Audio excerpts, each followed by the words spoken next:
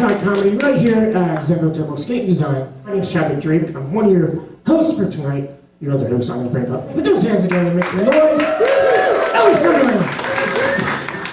Hey guys!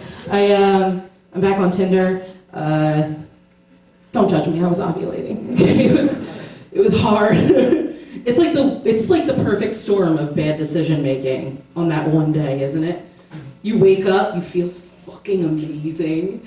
Everything feels right, your body feels like limber, your chakras are aligned, birds come in through the window and help you into a dressing gown you didn't know you had. You feel amazing, and the only thing you have to do in order to achieve the most girl boss level of your life is overcome just the crippling desire for dick. You're just ravenously horny all day. Like, it gets worse as the day progresses, and this past month, I was driving to Hartford, Connecticut, and it was that day, and by the end of the day, I was so horny, I was white-knuckling it over the Tappan Zee Bridge, just like with the other hand, re-downloading the Tinder. I was like, we're gonna make it happen tonight, and I tried, I did. It was so bad. It was like, that was like 10 o'clock at night. By 1 in the morning, I had a guy on the hook. I was like, had talked to him long enough to where I was like, he's not an axe murderer. I've since looked at those texts again, and guys, he might be an axe murderer. I was looking through. My year's going like shit, and it's because someone recently started a rumor about me.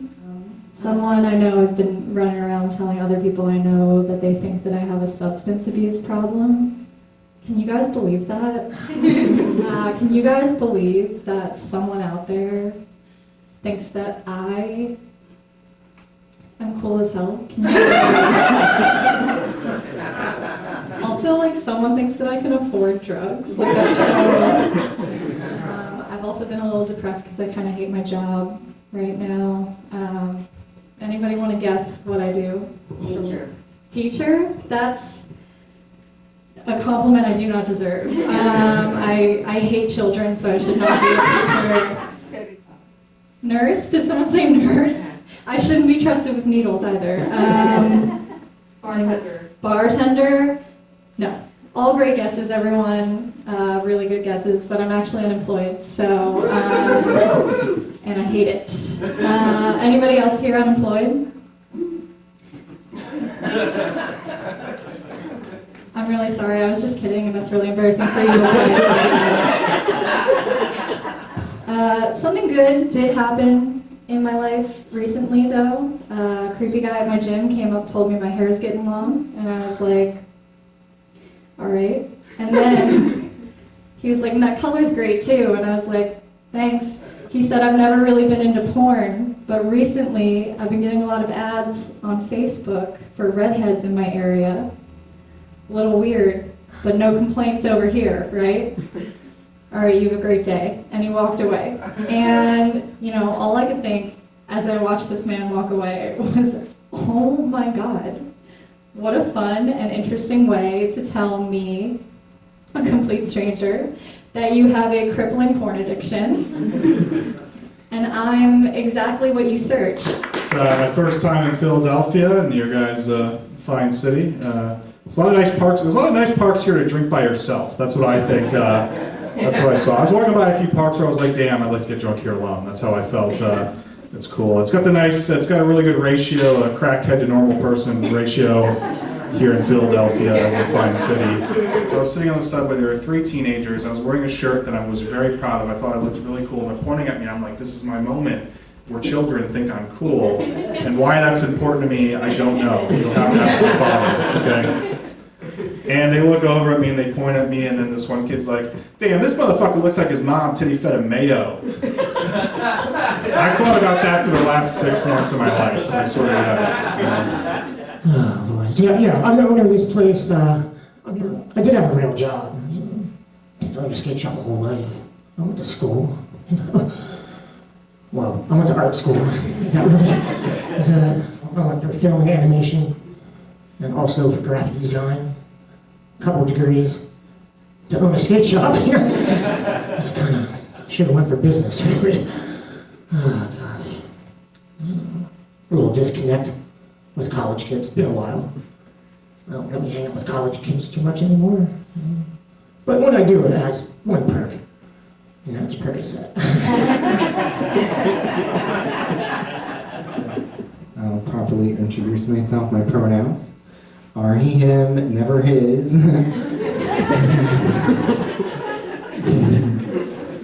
I am trying. Yeah. I'm single.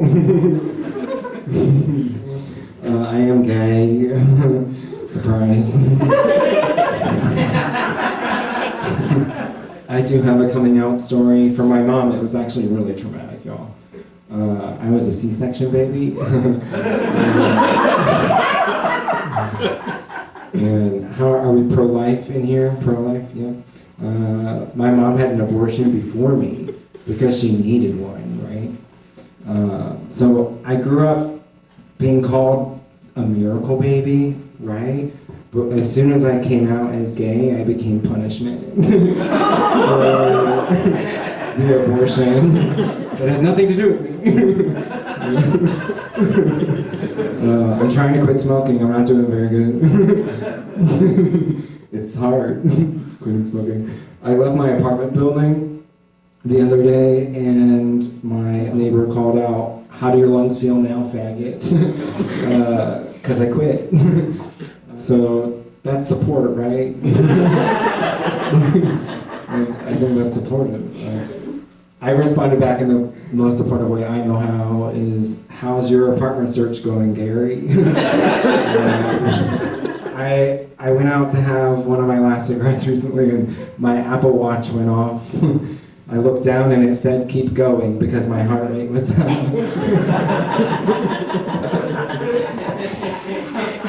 Apple thought I was exercising. Just having a quick one.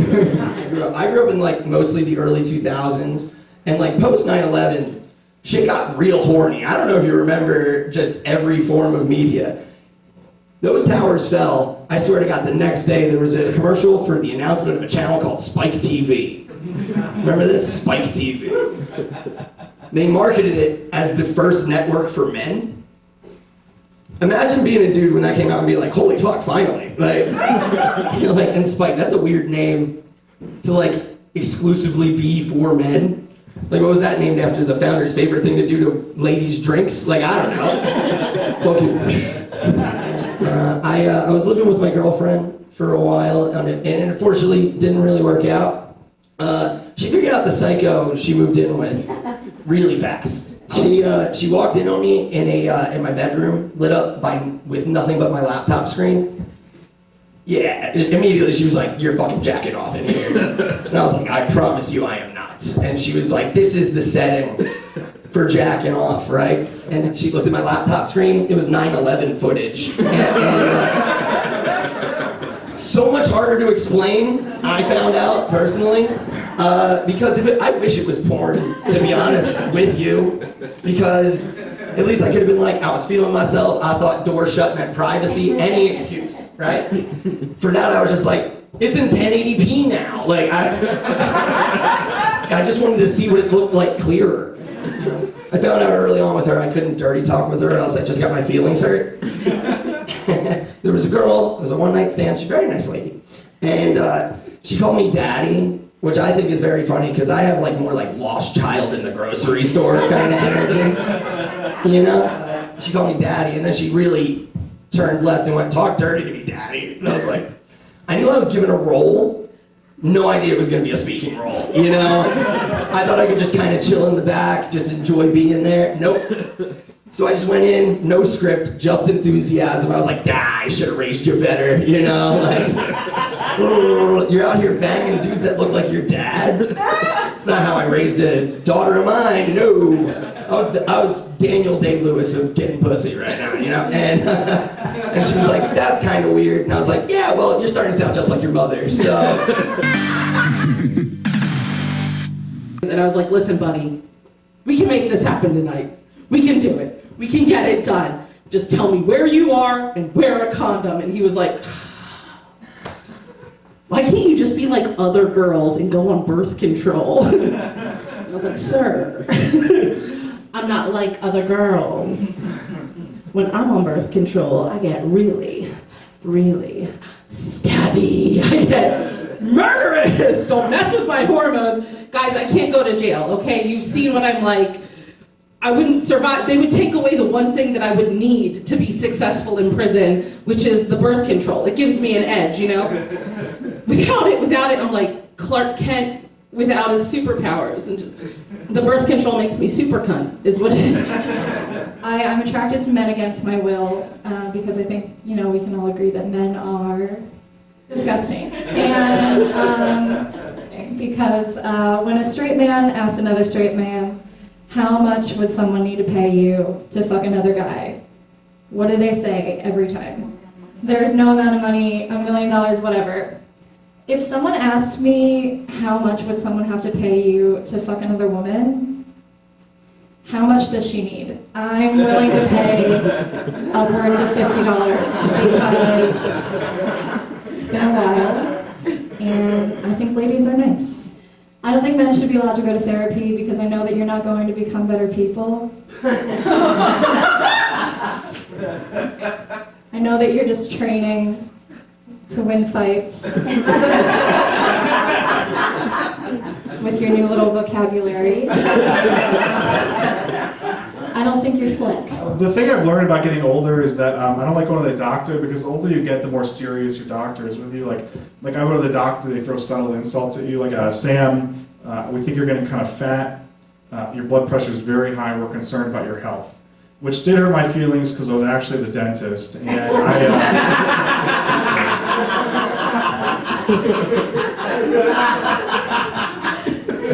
thing I don't like about the dentist is the dentist isn't the one that actually does any of the work. It's like the dental hygienist. And the one I go to, she's very nice. She's from Texas. She's very friendly, but she won't stop talking. And I don't want to have a conversation, right? So one time I'm like, look, you're very polite. It's very nice, but can you please stop talking to me? Your hands are in my mouth. It's very painful. She pauses. She gets passive aggressive, and she goes, you have an abnormally small mouth, which should not have hurt my feelings as much as it did. But what I said was, well, you should see the size of the cocks I've sucked, bitch. And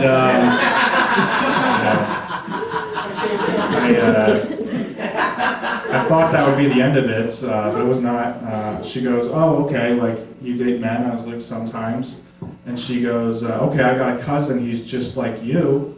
And I was like, what do you mean by that? She goes, you are autistic, aren't you? And I was like, I'm a queer guy. I came out to my dad when I was like 25 years old, and I didn't really know what to expect. Like, I was nervous, so I flew home and I texted him as soon as the plane landed, and he texted me back right away, and what he said was, Sam, we support you, and I don't care who you love. Will you please meet your brother at the airport, you faggot? Which was, I think it's about as supportive as you're gonna get. It's pretty experimental time, art school,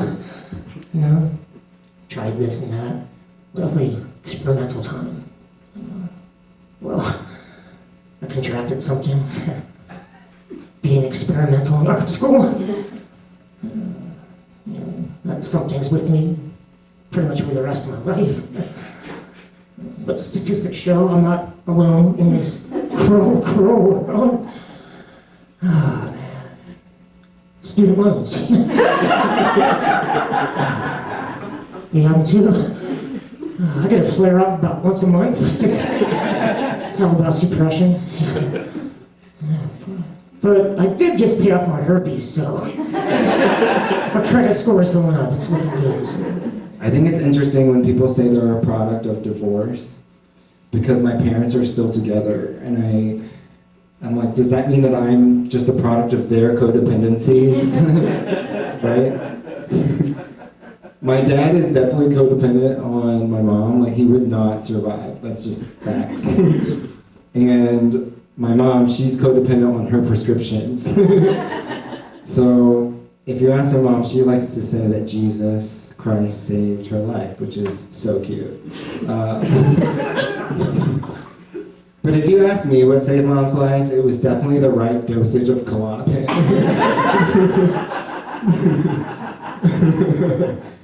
1991 was tough. Do y'all know the phrase, it gets better? Yeah, it gets better. Like, it's the thing we tell younger people. so that they don't kill themselves, right? And then, I don't know, sometimes it just feels like we're convincing ourselves, though. Like, I don't know, is it getting better? I don't know. I don't know. I'm still thinking about it. I have a big fear. Anyone else have a big fear? My biggest fear is unrequited love. Yeah, right. Like, I'm not scared that someone can love me. Like, I'm just scared they're gonna love me too hard. If they love me so hard and then I don't love them back, I'm pretty sure that's how people get murdered. Are y'all scared of AI taking over? You are? Okay, so I read something recently where we have an AI that's able to communicate with humpback whales. Did you know this? So we're communicating with humpback whales with AI. Not so scary anymore, right? We're talking to whales. That's cool. And then I also read an article that we caught 2 male humpback whales having homosexual activity in the ocean. And it just said caught. like we're catching gay humpback whales with AI. I just caught you, the AI, just we caught you. And then the first thing these whales said back, I'm sure, is please don't tell our parents.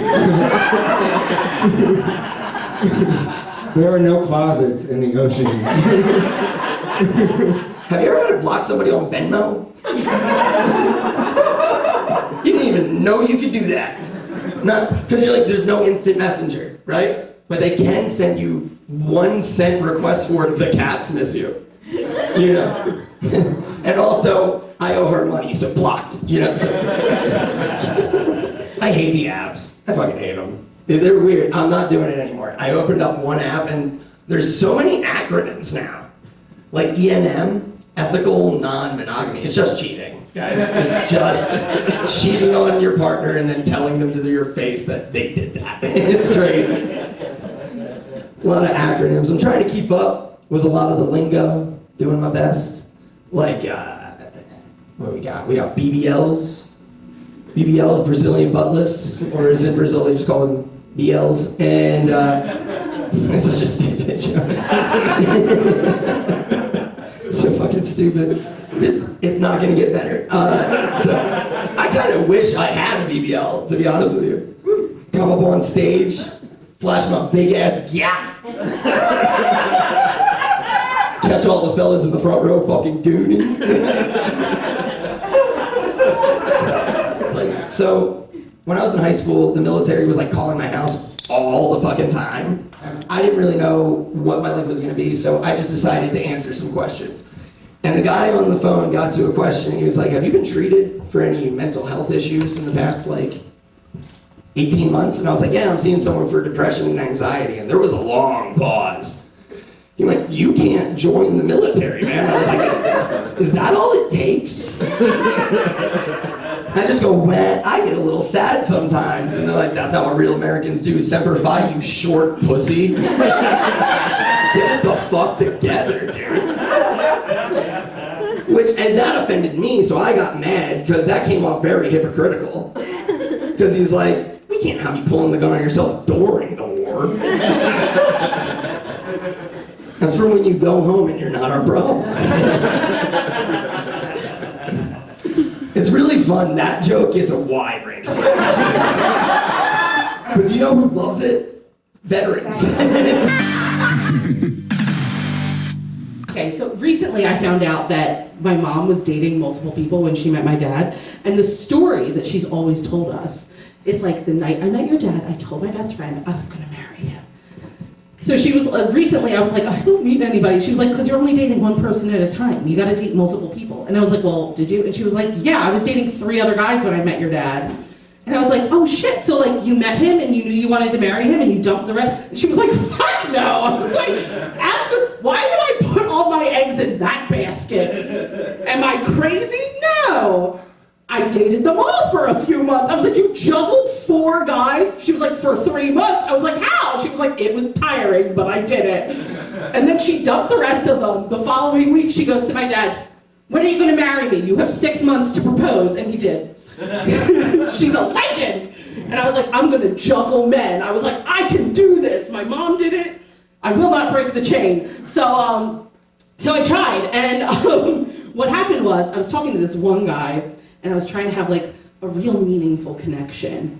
You know, I was trying to have meaningful conversation, when what I should have been doing was sexting, you know? Because sexting is it's improv, you know? It's cooperative smut. He's like, I want to hold your hair and spit in your mouth. Yes, and put it in my booty hole. Like, you don't actually want him to do that. You're just creating a storyline, you know? It's fun. But that fizzled out after a while, and then I was talking to this other guy at the same time. And the night that the one guy stopped talking to me, the other guy showed up at my comedy show here. And I went out to the bar with him and his friends. We had a nice time. And he was walking me back to my car. He was like, oh, which one's your car, Al? I was like, or you could go back to your place. And he was like, oh, we could go back to my place. And we went back to his place, and he gave me the longest, most intense lecture on SEOs and how to use them to increase attendance at your comedy show. I'm lucky to have mental illness run rampant throughout my family. My mom is bipolar, the Kanye kind. Off the meds and everything. She said she doesn't like to take her meds because she doesn't like the way they make her feel, but in her defense, she's never tried. So I totally see where she's coming from. Because she doesn't take her meds, sometimes she'll have manic episodes, and my favorite episode by far is from season 38, when my brother brought all his friends home from school to hang out at our house, and he opened the door to find my mom laying on the kitchen floor, 100% naked, covered in olive oil, surrounded by broken glass. My favorite part of this joke is watching everyone's face. There's such a variety of expressions. And then, you know, she lifts her head up and she's like, the devil was trying to get your sister, but don't worry, I stopped him. And my brother turned around to his friends and he was like, guys, I'm so sorry. I think my mom's using the kitchen right now. Do you mind if we go to Burger King instead? I have a cousin that has PTSD. He joined the military in 2001, right after 9/11, and went to Iraq, went to war. But he doesn't have PTSD from war. He has PTSD from his divorce. Imagine that your ex-wife is worse than war. You know, that's a humbling thing. I don't know. It's weird. I have another cousin. He's very weird, right? Like he was trying to give me advice. He follows me on Instagram, and he was trying to give me some like advice on my stand-up routine and act. And he calls me. He's like, "Hey, I got a bit. I can pitch to you." And he's like, "You want to hear it?" And I was like, "Okay, sure." And he goes, "What if you like told a joke about how you have like this cousin, and he like hates his wife, and he hates his kids, and he hates his life, and then he called you and asked for stand-up jokes, and then you said that on stage." I was like, "Brian, do you need therapy? Like, what are you trying to tell me?" I've been sober for 8 years, you know, thank you. It's just like board claps, like we don't give a fuck. I was sober for 8 years, and I went to rehab, and I'm pretty convinced at this point that rehab's a scam, because I went to rehab, and they don't give you any useful information. They just bring in people to talk to you to try to motivate you to stay sober. They brought in this kid who's like 19 years old, covered in tattoos. He looked like one of the Island Boys from TikTok, if you guys are familiar, you know. He's pacing back and forth, and he's like, "You know what, I used to be just like you guys. I was down on my luck, but you know what, I've been sober 12 days now. I'm the assistant manager of my sober home. And if you stay sober long enough, you could be just like me." And then me and everybody else looking at each other. And then the big guy across the room out of nowhere goes, "Man, is this motherfucker trying to get me to smoke crack right now?" And we did. We all smoked crack. It was fun. So, like I said, I did have a real job for a little bit. I don't know if it's a real job. I was designing things. Just moving pixels around and coloring them. Is that really a job? So I started designing things for the web, you know, since the 90s. When I started, you know, when the internet started to come about. But coincidentally, when I started designing for the web, I overcame my fear of heights. But now I have a fear of weights. Design joke out there. Screen sizes, you know, The cop gets me. He's like, art school? Fuck that shit. But designing things through the internet in the 90s affected me sexually. It did. Like, it made me all about the reveal. That's why now when I'm with my partner, I have to have her get naked and stand behind a bed sheet and hold it up and move it down in slow, choppy increments. Ooh. When it gets right about here, she disappears because my mom picks up the other phone line. And that's when I finish. One of my best friends is a trans woman, which means she has a penis. On the same page, yep. And she's in this new relationship. It's really good. It's going really great. It's loving, thoughtful, like they're present, and that's awesome, right? And she's dating a trans man, which means he has a vagina. Same page? Good. And they were telling me how awesome the sex was, right? She was like, the sex is amazing, but this is how she said it. She said, pussy's awesome, you gotta try it. And of course I'm happy for my friend, but I also was taken back. I was like, careful, you're starting to sound like my mother. I quit drinking 2 years ago. Are we a drug crowd? Get into that. Okay, so some of us. Okay, so prescribed.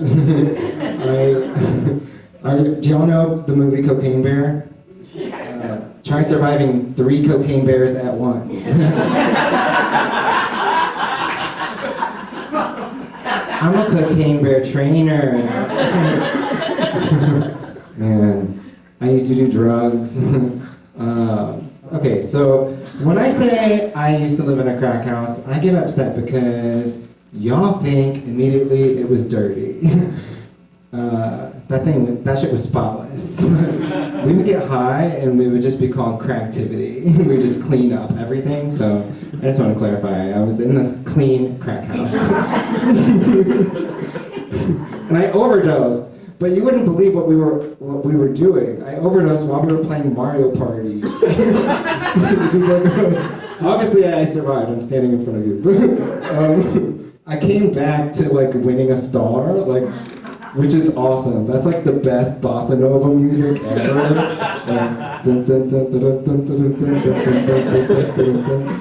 Anyway, I quit drinking 2 years ago. Getting better. Over time, I'm getting better. I was pretty apprehensive to tell my parents I quit drinking because I didn't want them to think that the prayer list is working. Right? I don't know. Y'all, if the prayer list was working, I would stop sucking dick. And that's not gonna happen. Dating's crazy. I was talking about couples. Yeah, it's hard. It's hard now because we have polyamorous people walking around holding hands, more than 2. On the sidewalk. You know the game Red Rover? That's what's happened. If you don't know the rules, you have to break the link to get through them. If you don't break the link, they're gonna force you to join their team. I moved out to LA, and I moved 3,000 miles away from my family. Craziest thing happened. My relationship with them got so much better. If you're having a tough time with your family, move. Fucking leave. Distance was the missing ingredient, and but it's cool because it's like I'm getting along better with my family. Call my dad dramatically out of character. If you knew my history, and it's cool that we're getting along now because growing up, he was all of the abuse but none of the alcoholism, which just means that he really, really meant it. You know, he would wake up every morning and be like, "I remember what I did." You know? My dad had a kid before he met my mom because we're white trash, you know, it's kind of our thing. My dad's a pussy-getting son of a bitch, what can I say about him? And his girlfriend told him that she couldn't get pregnant, but what the doctor actually told her is that she shouldn't get pregnant. You know that practical joke a woman can pull when she wants to crush a man's life? It was a proper diagnosis. My dad had a son who was born with cerebral palsy. And Some people take that a lot of different ways, and I want to clarify, it's not like Walter Jr. Breaking Bad kind. It's like a real life kind. But it's never been weird for me. He's my older brother. Like, it's just something since I had conscious thought, it's been there, right? And he's taught me more about life than like most teachers, to be honest with you. Like, he taught me if you have something in your heart that you have to say, you gotta say it. Like when I was 11, he called my dad a fucking asshole. I was like, Mark's brilliant. Dad won't hit him. You know? That'd be crazy. My brother's playing mental chess in that chair. I had no idea I was related to Charles fucking Xavier, dude. He also taught me that if you love something, you gotta love it with your whole heart. Like, he loves boobs more than anyone on the planet. Hands down, I'm being dead serious. My dad would take us to the movies most weekends. If it was like an early 2000s comedy or anything like that, you know, something where nudity is gonna show up. Like, tits were in the movie, he'd go, woo!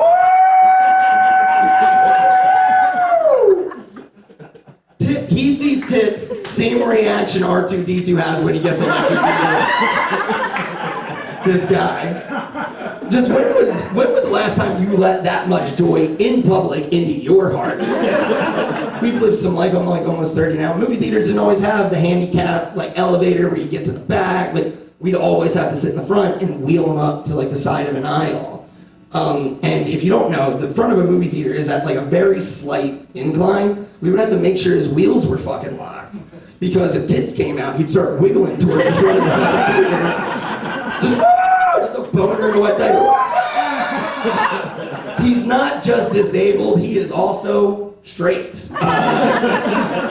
Real Spike TV energy coming off this guy. I'll be real. All right, guys, that's enough for me. You guys have a great night. Thanks so much. Guys, that's been our show. Please give it up one more time. Because we really appreciate you. We're here for you, the community, the people. This happens every month. We appreciate you guys.